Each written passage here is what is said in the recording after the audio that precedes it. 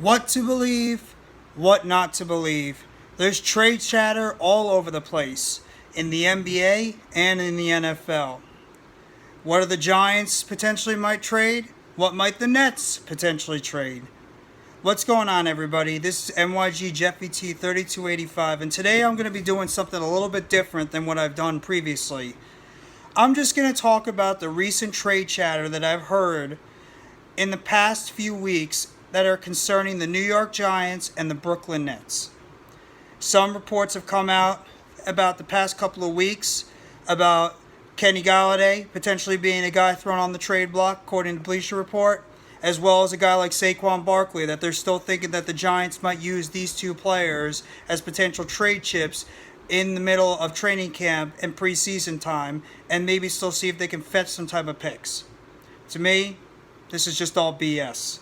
This is the time of the year where people are just throwing out any type of articles because it's the downtime of the NFL, where people are just going to put out anything and they're just going to try to get clicks. So I don't believe anything involving any type of trades involving the New York Giants right now. Until you start hearing legit sources like an Ian Rappaport, like an Adam Schefter, like any of these other guys, like a Tom Pelissero, start breaking down about the Giants potentially trading some of their players, there's no need to actually get huffed up about this, or no need to even blink about it. There's no way the Giants are going to trade a guy right now, Saquon Barkley, who they're potentially pretty much circling their entire offense around going into the 2022 NFL season. And even a guy like Kenny Golladay, who, he was redshirted a lot during the OTAs and during minicamp.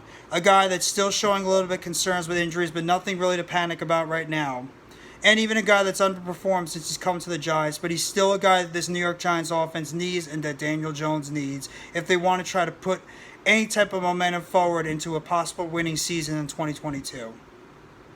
And the same goes for a guy like Kadarius Toney, who seems to always be involved in the trade news lately. There's no way the New York Giants are going to be trading Kadarius Toney right now unless they get blown away with an offer, which might be a first-round pick in the 2023 NFL Draft. They're not going to trade one of their star playmakers right now that they want to try to build this offense going into the future. So in terms of the New York Giants trade chatter involving Kenny Golladay, involving Saquon Barkley, involving Kadarius Toney, it's all just chatter right now. And until more credible sources start going out there and identifying that these guys are legit players the Giants are thinking about trading, Barkley probably the least likely, even Golladay and Toney I just don't see because they're key parts of this offense. Just don't believe it. Don't believe it until you actually see something happen. Now, in terms of the Brooklyn Nets. The Brooklyn Nets today, there was an article coming out of The Athletic that a couple of guys on the Brooklyn Nets could be a potential trade chips going into the offseason when the free agency starts on July 2nd. And even some people that could be used as trade chips going into the NBA draft going tomorrow night. Now, a guy like Joe Harris, who counts for a pretty sizable number on the cap, he's a guy that you could potentially use as a trade chip, but what are you going to get for a guy that's coming off 2 ankle surgeries in one season, and a guy that has thoroughly underperformed when it gets to the crunch time in the postseason? So I don't know what you're going to get for Joe Harris. Unless you add a pick involved with there, maybe you can get a second-round pick at best. Maybe you can get a first-round pick if you include a second-round pick with Joe Harris, who really knows. But don't expect a lot for a guy coming off of a serious injury, and who even knows that the Nets are going to try to trade him.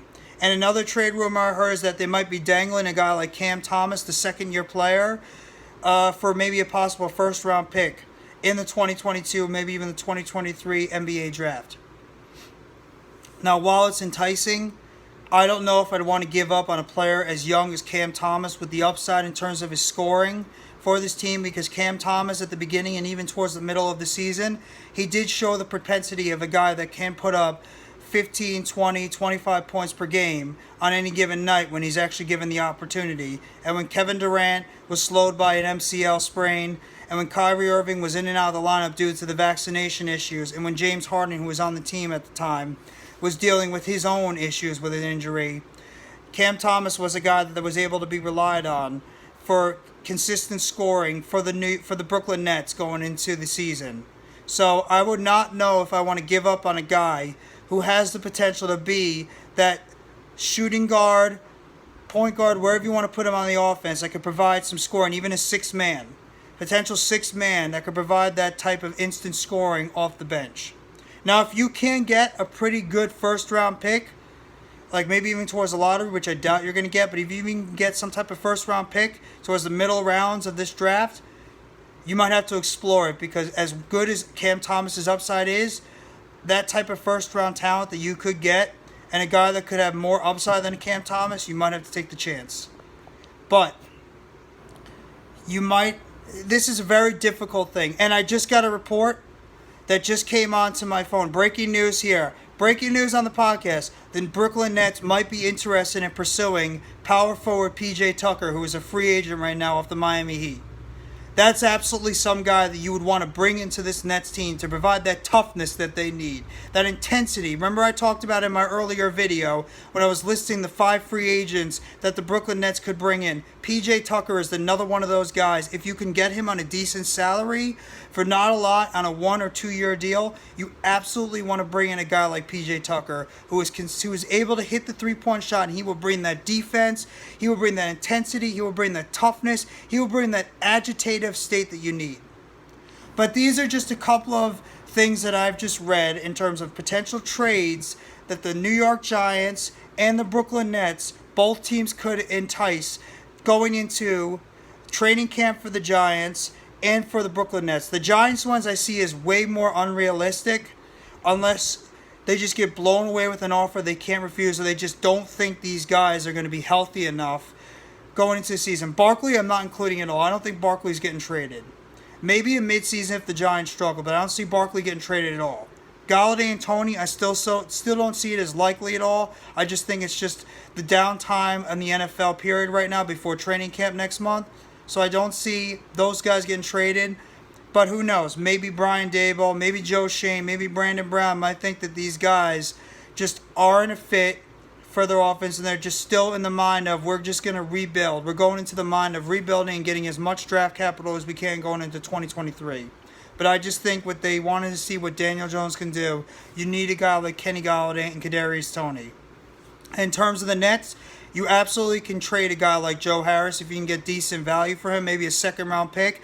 Possibly even a late first if you want to dangle a second-round pick with Joe Harris. And in terms of Cam Thomas, while it is enticing, I'd be a little reluctant to trade away a guy with Cam Thomas's scoring ability going into his second season with the Brooklyn Nets, with a lot of uncertainty right now on this roster in terms of scoring outside of Kyrie Irving, if he even is brought back, and Kevin Durant.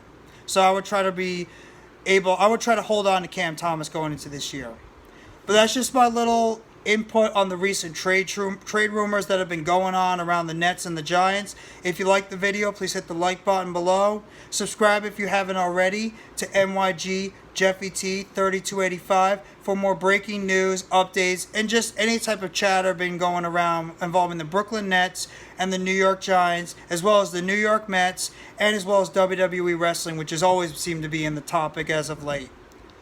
But I hope everybody, and also make sure to turn on the bell for any notifications coming out for any future videos or shorts that are coming out surrounding any of the content that I talk about involving the New York Giants, the Brooklyn Nets, the New York Mets, and WWE wrestling. So, and leave a comment below on how you feel about this trade chatter, if you think it's just BS, or if you think there's any validity going on with any of these trade rumors that have been coming out in the past couple of weeks. Otherwise, I hope everybody enjoys your Thursday. Have a great Thursday. We're getting close to the weekend, so we're almost there, everybody. Take it easy. Enjoy the rest of your Thursday. Have a great rest of your day. Let's go New York Football Giants. Let's go Brooklyn Nets. And everybody, have a great rest of your Thursday. I know I said that a couple of times, but you can't ever say how much you want to enjoy a day. So everybody have a great rest of your Thursday. Take it easy. Let's go Giants and Nets. Peace.